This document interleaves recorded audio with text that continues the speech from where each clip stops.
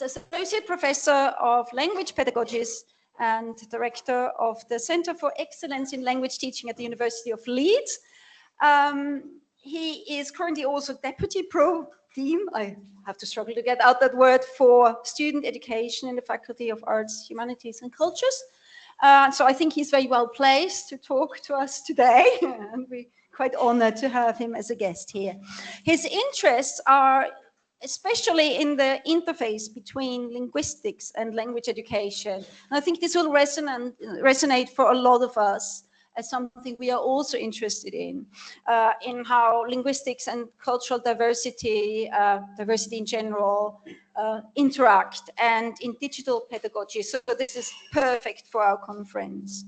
He is co-lead with somebody in Bristol. Sorry, I can't read my own handwriting here. Thank you. For the German strand of the Linguistics in MFL project. Some of you might have heard of that one. It's a national network of academics and teachers to harness linguistics as a tool in the classroom in schools. And I think there's a lot we could take away for that for universities as well.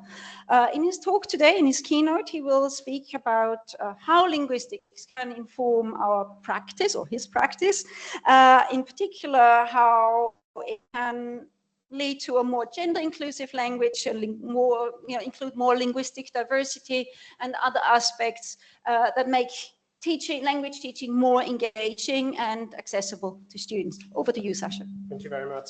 Thank you, Elisabeth. Thank you. It's very loud. Thank you, Elena, for inviting me, for putting this together. It's a great honor to be here, and I'm really, really excited to talk to you. First of all, let me congratulate you on your 10-year anniversary. I think that's really, really brilliant. We've just established a similar network up in Yorkshire, and we're only in our first year. So hopefully by the end of 10 years, we will have something as successful as this. You're definitely a role model for us. So there's a bit of interference in there. I'm going to be talking about linguistics as a discipline and how linguistics can have synergies with language education, particularly how insights from linguistics research might be able to help us create a more diverse and inclusive learning experience in the languages classroom. So I'm going to try to make some connections with some of the conference themes, EDI, obviously. I hope you will see some connections with Year Abroad as well. And at the end, I'll be talking a little bit about AI as well and how AI might play into this. And I think lots of the things we heard about this morning, empowering students, recognizing their agency, recognizing their resilience, their curiosity and their sense of social justice. I hope a lot of this will be relevant for this talk as well. I've kind of decided to go for breadth rather than depth here. So to give you an overview of the various strands of work on this topic, both my own work, but also colleagues' work. But for each of sort of like the aspects I'm going to discuss, I've also given you some additional resources so you can read up on this if you're interested. And I'm sure we can share the slides afterwards. Okay, before we start, I thought I'd show you, I'd give you a little riddle, something for you to think about, to ponder on during my talk, and give the answer at the end. So we've got 5 pictures here, and my question is just, what do these pictures have in common? And you have to think about linguistics, you have to think about language, and maybe I should have come up with something different for this particular audience, because this really is a Germanic language riddle. So people who work on German or Dutch or English actually might be slightly advantaged here, I'm very sorry. So we've got a fence. The second picture is supposed to show a garden. The third one is a town. And at the bottom, we've got a fortress. And here we've got a lonely singleton. Have a think about, in terms of language linguistics, what might these have in common? And I'll tell you later. Okay. The structure for the talk, I'm going to talk about linguistics and language teaching, starting by explaining what I actually mean by linguistics, because I think it's important to start with a definition. Then I'm going to focus on one particular strand of linguistics and its relevance for language teaching, which is linguistic diversity, which is also happens also to be my sort of like major research interest. And then I'm going to try to link that and discuss opportunities and challenges for the classroom. And second half, I'm going to talk about the project that Elizabeth just mentioned, the Linguistics in Modern Foreign Languages project. Now, I should say that the work we're doing as part of this project focuses on schools, so the secondary sector. But I think and I hope that a lot of what I'm going to talk about will also be very applicable to higher education. And then at the end, a quick outlook, just trying to consider AI in all of this. And I'm going to try to give it a positive spin, thinking about, might it be able to help us with this? Okay. To start with the first, linguistics and language teaching, and the first aspect, what do we actually mean by linguistics? Now, I wouldn't be a teacher if I didn't have a task for you. I would like you to have a quick discussion on your tables about how would you describe linguistics to a friend if you had to give an impromptu definition of what is linguistics to someone who's not an academic, maybe not a language educator. What would you say? And we're very short of time, so I'll only give you 2 minutes to do this. Zack, zack, as we say in German.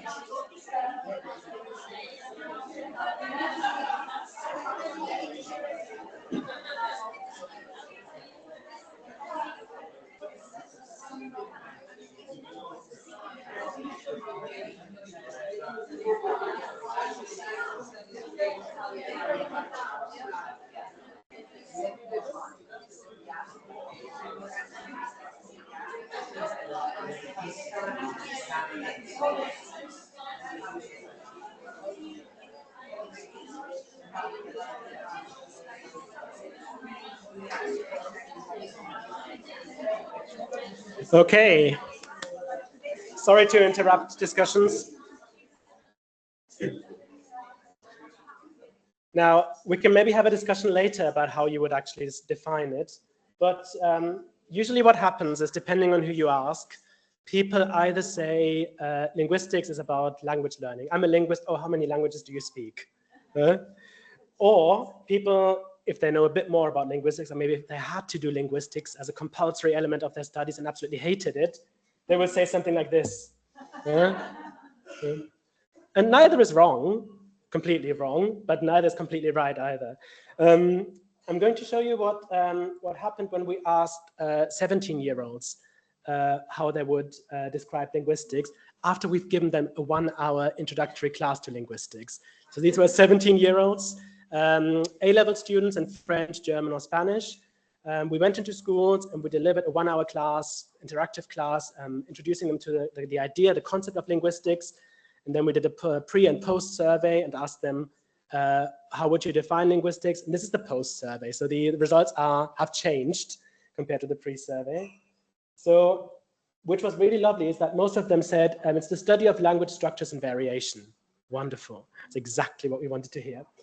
And the second most popular answer was it's about the origin, history, and evolution of language and languages. Again, absolutely brilliant. Number 3, it's about the study of languages. Yeah, fair enough. And the fourth most popular answer was it's about how language works, how languages are used and understood. And this is after just a 1-hour intervention. Before that, the results were completely different. They were skewed to the other sort of options, which is very, very encouraging. And then in the open comments, one of the students gave us this answer, which is now my favorite definition of linguistics because I think it's so brilliant. The student said, linguistics allows you to understand languages better, how they were formed, how they changed, sort of like both historically, but also geographically. It does include the study of syntax, semantics, phonetics, phonology, so they even named some of the core areas of linguistics, of grammar. But most importantly, makes you think about your own language and the differences and similarities between other languages, which was really, really heartening for us to hear this from a student. And I hope you can start to see how this links in with questions around EDI and diversity. As part of the same project, we also worked with teachers and asked teachers about their views on linguistics. And this is what one of the teachers said. So linguistics is learning about language. It takes into account a scientific approach, the social, cultural, cognitive, and environmental elements of language. And it sees language as a cultural capital, which we also thought is really, really brilliant, is really, really good way to see it. So for this presentation and generally for my work concerning linguistics and language education, this is how I would see it. I would say linguistics is the objective, maybe scientific, analytical and critical study of language and languages. It's a study of how language and languages work. And it's also the study of how languages are used and why they are used in a specific way. And I don't know about you, but as someone who grew up and studied in Germany and came to the UK as an adult and as a teacher, it baffled me how linguistics is not a compulsory part of language education in the UK, which is really, really at odds with the way it is in Germany, for example. And I assume it's the same in France and Spain and other countries. So yeah, this is where all this work started.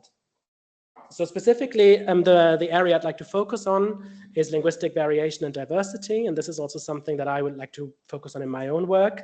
And just to give you a bit of an idea of what I mean by that, a few examples. We'll start with English. So language is as diverse as the people who speak it.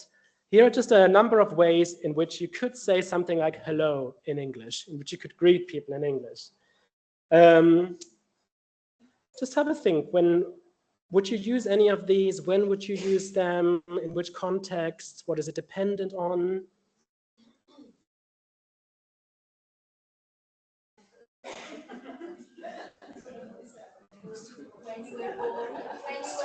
Yeah, so it's dependent. Very good. Someone said when you were born, so it's dependent on your age, right? So just to what I mean here is factors that can have an impact on which language variety we use are time, region, context, medium, your audience, social factors, so your age, your ethnicity, your education, your gender, individual preferences and individual habits. So usually we differentiate these rough categories: regional, social, and functional variation. Regional, social, functional. But also it's also a bit to do with certain conventions and what is considered to be polite or appropriate in a certain cultural context. And to show you what I mean, I've got a little clip. It's a TikTok because I'm done with the kids. So it's a TikTok which shows a clip from the TV program First Dates. You know that, where people meet in a restaurant for the first time and are on a date. And it's about two British people saying hello, trying to say hello to each other.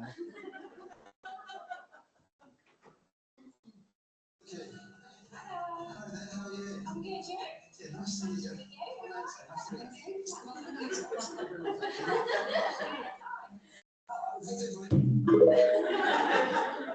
So as you can see, there were about probably like 12 turns of phrases. So hello, how are you? Yeah, nice to meet you. Yeah, no.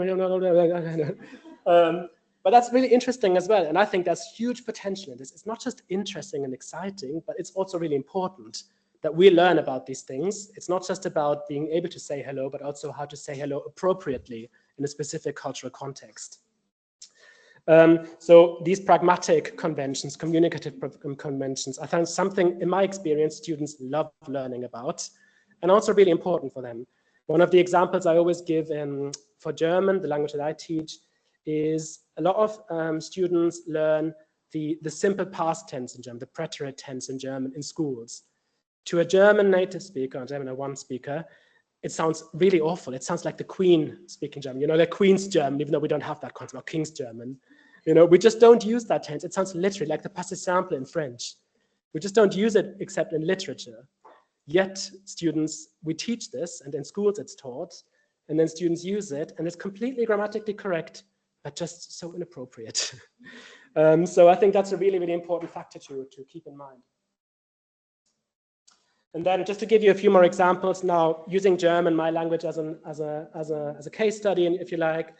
So German is a pluricentric language. It's spoken in various countries, as you know. So there is a German, Austrian, and Swiss standard, and that's a standard, a standardized norm. So we're not even talking about dialects yet at this point. And these standards differ in pronunciation, grammar, spelling, vocabulary, and you will have similar sort of context in your own languages. But then you have dialects as well. So this is a German dialect map, if you like, just European focus, by the way. And then just a lot of variation. This is the question that we have probably in every language. What do you call a bread roll? You know, like, is it a bun or a bap or a whatever? And this is sort of, these are the German distribution within Germany, Austria, and Switzerland only, I should say. Or grammatical variation, that was lexical variation. Now, grammatical variation, this is a possessive attribute. So saying something like Anne's key. And there's lots of different ways in which that can be realized in German, depending on where you are and what is appropriate in your context, in your dialect. You could say something like literally Anne's key, or the key of Anna, the key of the Anna, her key, and some other variations. So grammatical, syntactical, morphological variation. And then pronunciation. The word Zeug, which means stuff, the stuff here, the stuff that's lying around here. Again, this is just 3 different ways to pronounce it with a k sound at the end, Zeug, Zeug, Zeug, depending on where you are. So phonological, phonetic variation. But then there's so much more. And now I've tried to include some examples that are not German, but I'm not a not German expert, if you see. So forgive me if this is a bit ludicrous, these French examples. But you can see a wide range of variation, sort of from sort of verlan in French, which is sort of like a type of slang, dialectal variation in German. This sign in the middle at the bottom is where a German gendered noun, where people try to find a way to make it more inclusive by adding a feminine suffix. We've got a Chinese character here, and there's been, again, this has to do with gender inclusivity. So it's the character for he and she, which is the same character in written. No, it's the same word in spoken Chinese, Mandarin, but it's different characters in written Mandarin. And to sort of like overcome the binary there have been various ways to try to do that. For example, by making the first character that identifies the gender turn that into a stylized X is one of the options that's been used in Mandarin. Swearing is one of my favorite topics. So just imagine you hit your thumb with a hammer. What would you shout intuitively in your language? There's fascinating studies on that. So in a German context, we like to say something like sh, you know, like words to do with feces. In English, it's more like f, it's words to do with sexual intercourse. And that is really fascinating as well. And if you're interested in this, there's a really, really good paper by Geraldine Horan from UCL, who's written about swearing and cursing and its application to language teaching and learning. She discusses really nicely, should we teach this? How should we teach this? And in which context is it appropriate to teach this? She actually makes a good case for teaching it, because she said it's really important that students understand when people swear at them. I'm really interested personally in online communication and digital communication. And I also think that using the internet as a corpus for our teaching resources is really interesting, because digital communication is a register in its own right, but it mirrors lots of aspects that we find in oral communication. So I think it's a really good way to showcase how people speak through a written medium, if you see what I mean. So for example, in German, we have lots of sort of like sounds that are represented or and abbreviations. For the French one as well, there's very similar things, sort of like more like the way people speak than the way they would formally write.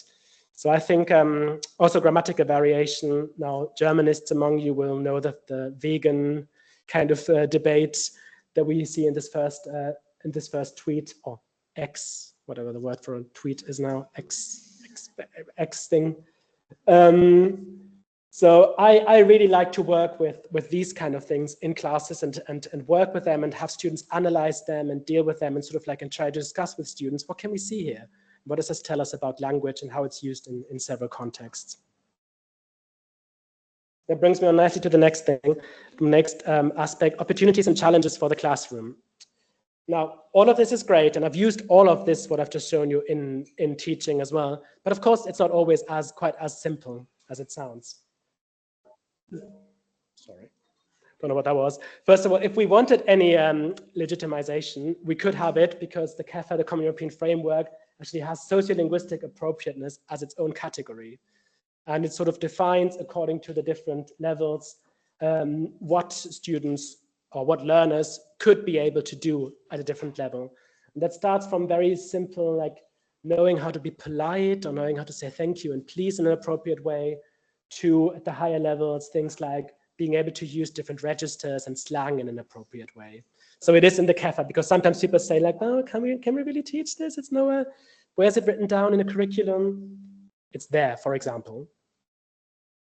But I also think that linguistics, including sort of this sort of linguistic approach into this, because it's more an approach than anything else, has potential benefits in that it can help students discover new ways of thinking, a more objective scientific approach.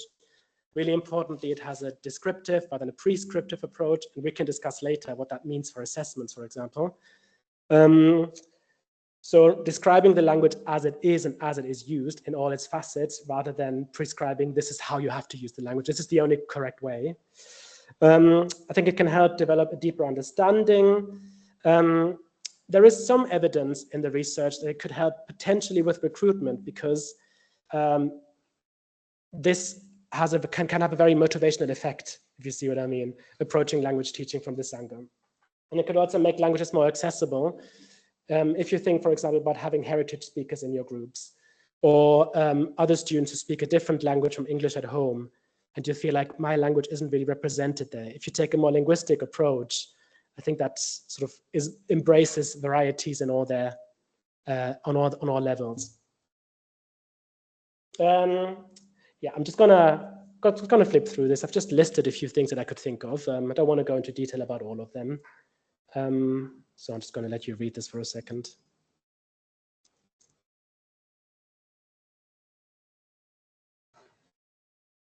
There's more.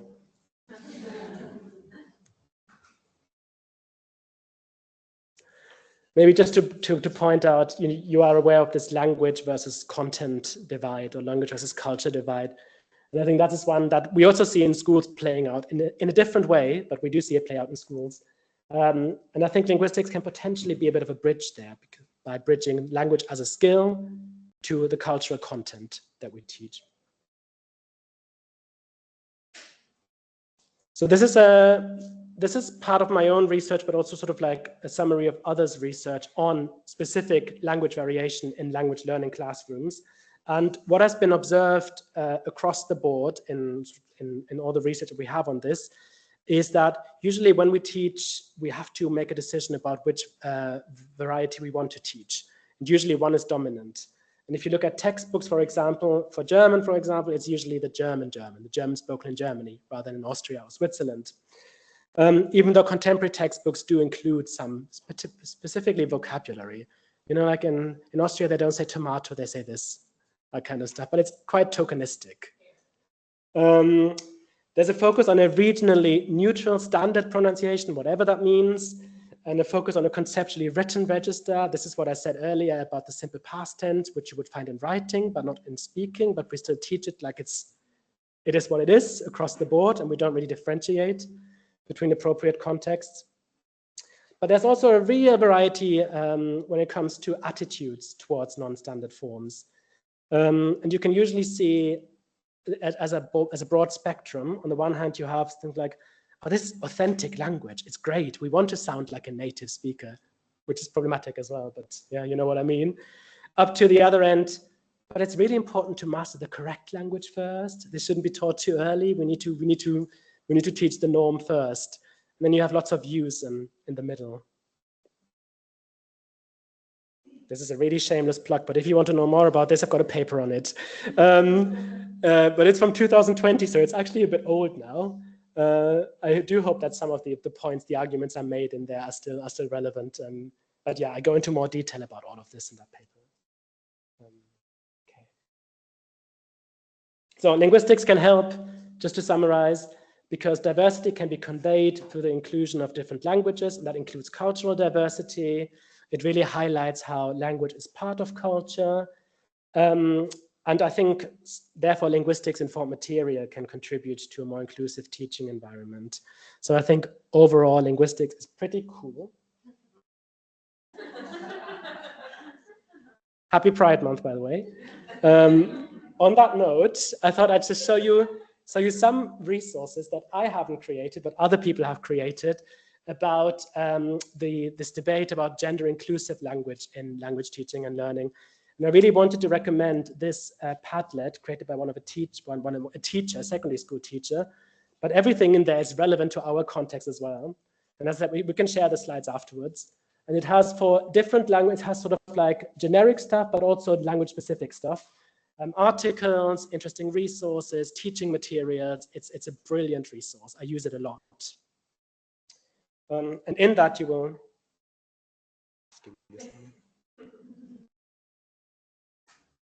find stuff like this. This was developed by a secondary school teacher as well, for example. Just to give you an idea, some very concrete materials as well, which I think are absolutely brilliant. Or stuff like this for German, including stuff like TikToks and how Netflix deals with non-binary pronouns in their subtitling. So really, really fascinating stuff. Now, the elephant in the room with all of this, as I said before, is of course, how do we deal with this ambiguity, or how do we deal with all these things in exams, in assessments, for example? Is this sort of like a now anything goes kind of approach? Can students now use whatever they want? And I'd be interested in discussing that with you afterwards. Obviously, that's not what I would suggest. But I think we can, as we said before, we can trust that students have a certain agency and also a certain interest, but also the ability to differentiate between different contexts, as they need in English as well. They need to know when it's appropriate to say, I don't know, what do they say these days? Sick, bruv, or whatever. They probably don't say that anymore, and other things. You know what I mean. Working with schools, one of the, oh God, I'm doing so bad for time. Sorry. Working with schools, one of the issues we have found is working with the exam boards. You know that we've worked in England particularly, and you know that exams are sort of set centrally by exam boards and marked centrally, which is probably the bigger issue even.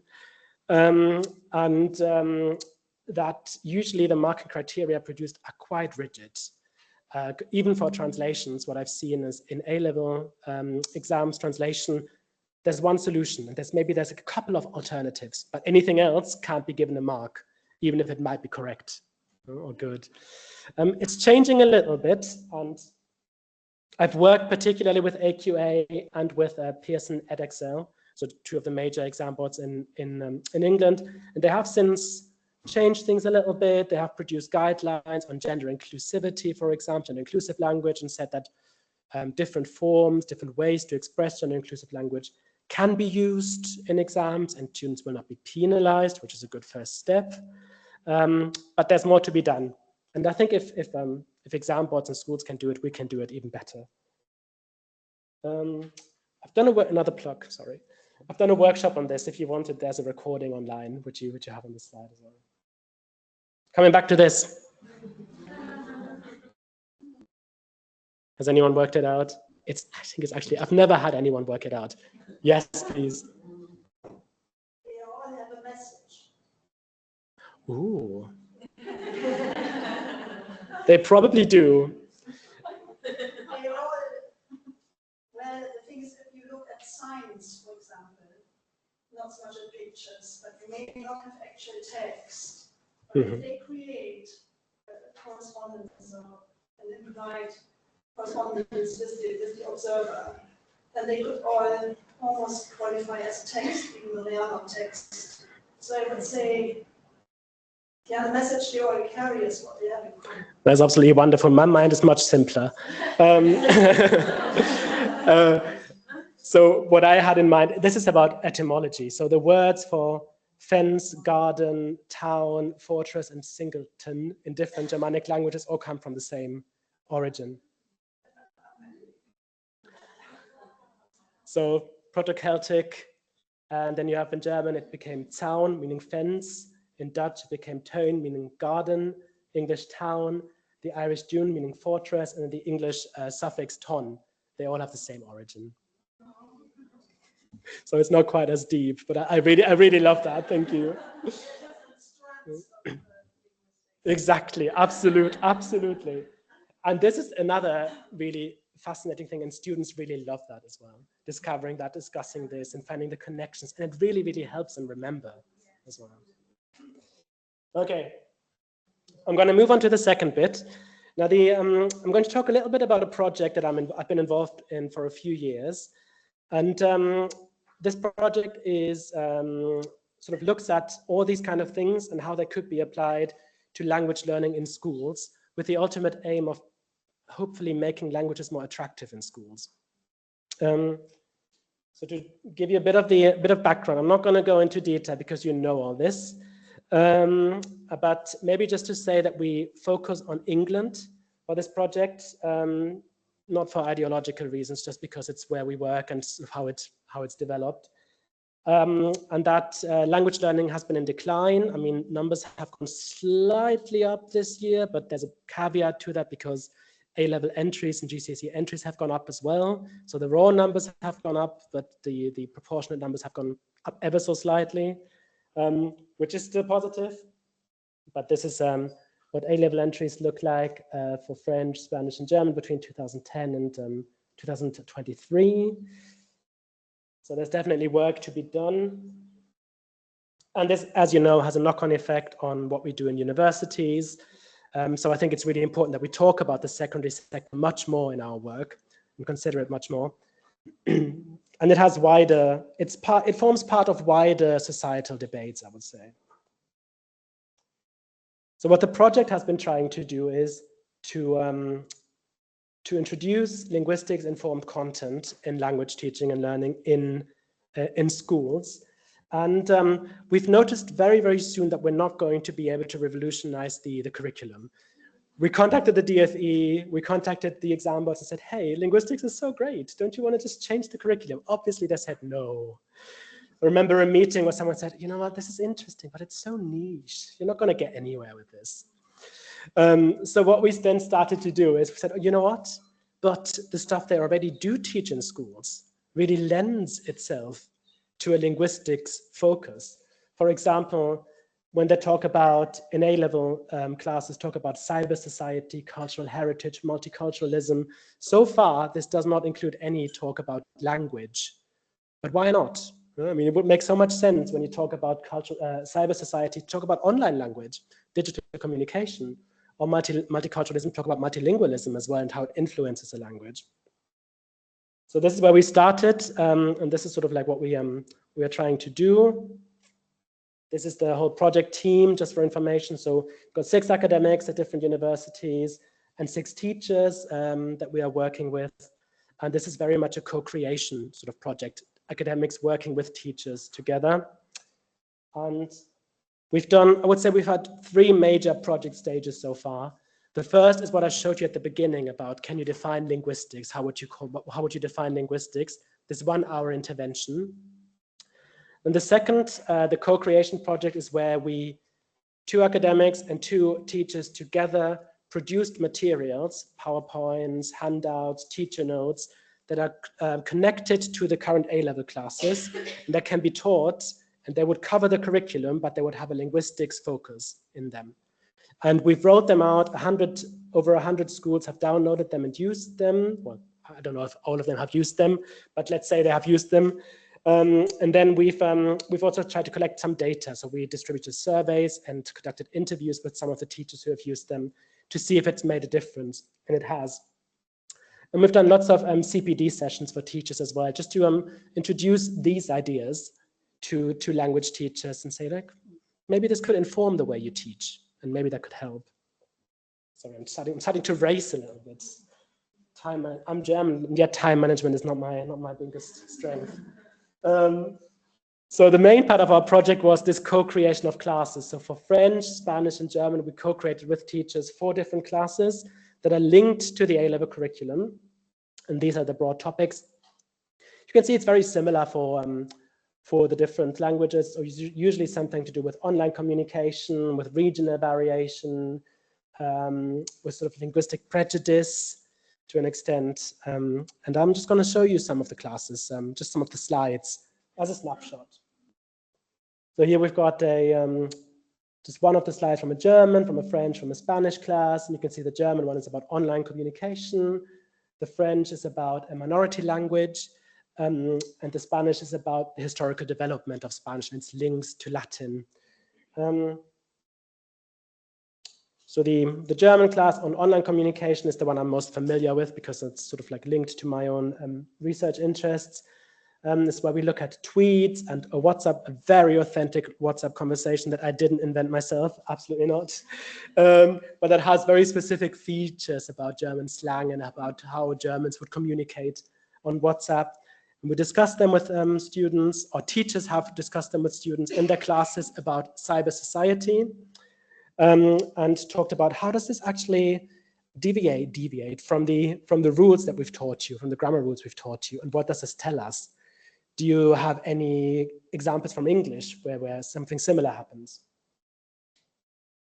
This is about Kiezdeutsch, which is sort of like an urban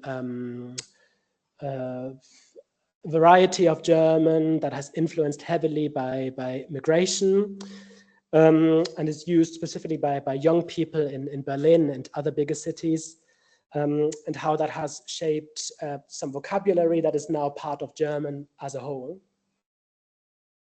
Something about regional variation. So you get the idea of what these classes look like and what they are trying to achieve. Texas German. And I think with all the classes, what we try to do 2 things. We try to debunk a linguistic myth. So that's usually how they start. Like, this is a myth about the language. Let's look at this in more detail. And then secondly, we try to foster this mindset that there is not the one German language. There's not one Spanish language. There's not one French language, but rather there's lots of varieties of them. And it's all like they're in one big bag, and they all belong to one big container. So when we asked students what they liked, this is just a word cloud based on the open comments. The majority said they're quite different. And I think different, if you look at the comments in more detail, there's lots of evidence that by different, they mean they show diversity, which I think is really, really great. Lots of feedback, lots of open comments, which are really, really heartening, really. Yeah, I'll just give you a second to have a look.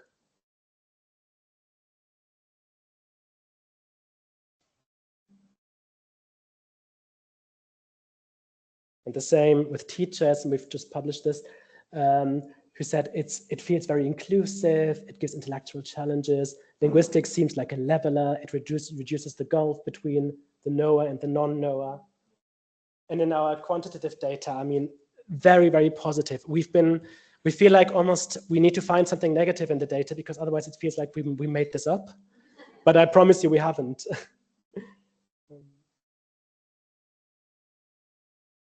Yes, and we've just published the data in this paper, which you, if you're interested in this, can have a look at as well. But these were the main findings. Overall, curriculum could be significantly enriched by an inclusion of linguistics. The materials are very teachable. 3 minutes, thank you, that's great, that's perfect. Are very teachable and can be integrated into the existing curriculum. Teachers felt that they are, thanks to the teacher notes, even teachers without a background in linguistics felt like if they just spend a little bit of time familiarizing themselves with it, they were able to teach it as well. Even though there was a demand for more teacher training in that respect. And what we found really interesting is that this experience of co-creating something with teachers was extremely fruitful and really interesting and really, really good for us as well. Really, really good experience.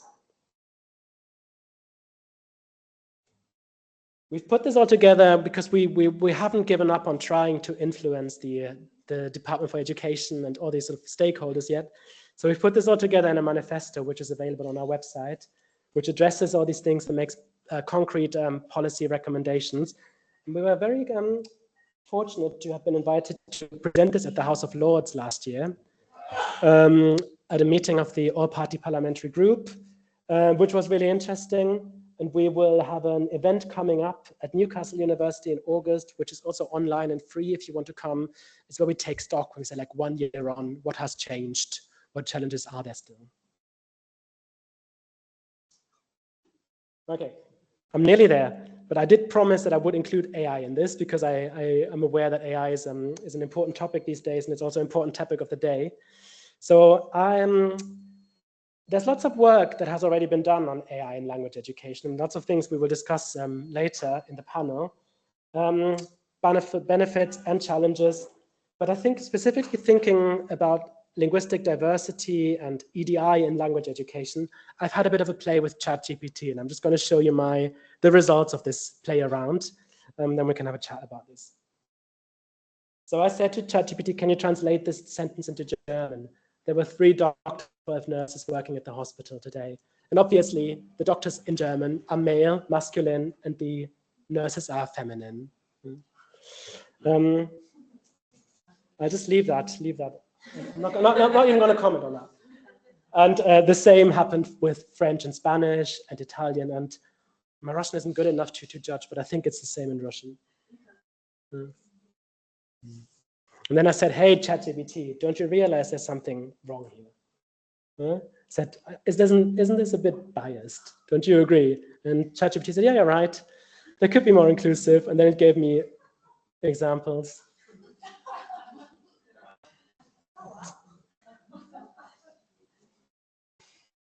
And I've asked about other languages as well.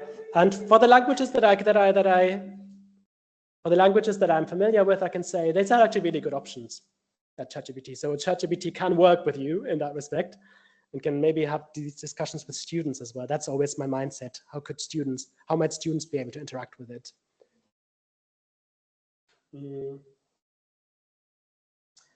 Similar things, by the way, happen with Google Translate. If you have a look at this, this is a French example where there is a male bias in the translations.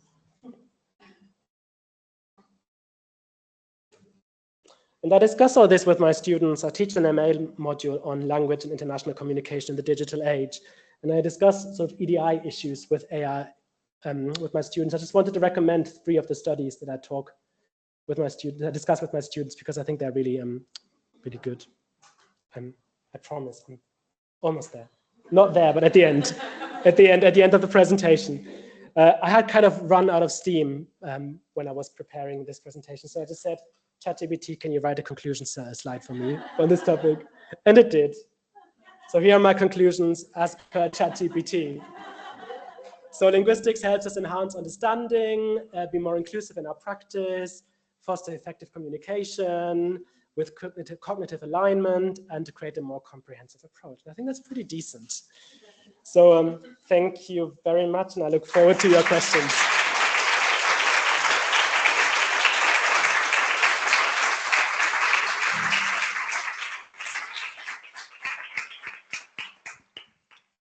Thank you very much, Sascha. That was lovely. Are there any questions from the audience? I'll walk over just a second. Hi, in my experience, secondary schools are now becoming more and more part of academies because of, financial problems. And some of these academies, in my experience, are rather prescriptive in what is taught in the classes. Teachers are not at liberty to teach the curriculum how they want. They are told what to present and how to present it, even down to what to say. So I was wondering whether it would be worth approaching the heads of these academies, because they have the power to not to change the curriculum as such, but maybe tell the teachers how to teach. Yeah, that's a really good point. Thank you for that. Yeah, we have been working with some teachers in academies, and you're absolutely right. There tends to be a very clear direction as to not just what to teach, but also how to teach. Even some of them subscribe to a specific pedagogical approach, which is provided with slides to an extent. Yes, so we up to this point, in terms of the teachers we have worked with, it was more about contacts we already had, or teachers who kind of who contacted us and said, this sounds really great. I've heard about your project. Can I work with you? We've not done much sort of active approaching of teachers, but I think it's a really good point. Thank you for that, yeah. Anybody else? I'm sure there's something. I've just overwhelmed them with all this. Yes. Thank you, Cody. I knew I could fly. Thank you for your presentation. My question is, so for all the language teachers who don't have much knowledge in university of linguistics, would you advise working with the linguistics department if we have any colleagues like specialized in linguistics? Is that, do you think, the most direct approach, or do you have advice on resources available that could be used, adapted at a post-A level or ab initio level at university? Yeah, that's a really good question. Thank you. Yes, I think if you can liaise with your colleagues in linguistics department, that's a really good idea. Just one caveat: think about who you approach in your linguistics department, because you might get people who explain these trees to you that I showed you at the beginning, because they do exist. These very theoretical approaches. So I think, to me personally, I think working with someone who has both a background in linguistics and in language teaching, and there's lots of them actually, if you start looking more like behind sort of what you can find on websites, is a really, really good idea. So in terms of what we did in the project is we created really, really extensive teacher notes introducing certain concepts, and also CPD slides, which I could share with you as well if that would be helpful. I think what we need to find a way to roll this out to make this more available to people. The materials that we created in the teacher notes, they will be published on the OUP online platform, learning platform, and I think that's pretty accessible. But the CPD stuff, I think we can probably find a way to publish, or at least share with you as well, if that would be helpful. I'm not really answering your question fully, but yeah. I'll come back. Sascha, I want to ask you about your hugely enthusiastic teachers. I have a suspicion, because I come from a generation where linguistics was not necessarily part of a language degree. I wonder whether a lot of your teachers actually did linguistics, and what you're in fact doing is reawakening their enthusiasm for it, because they've often thought, that stuff I did all those years ago that I forgot when I did my teacher training. Yeah. Might be useful. So do you actually have the data on the sample? Is that the case? Yeah, we do. We asked them about this as well, and we know that about all the participants.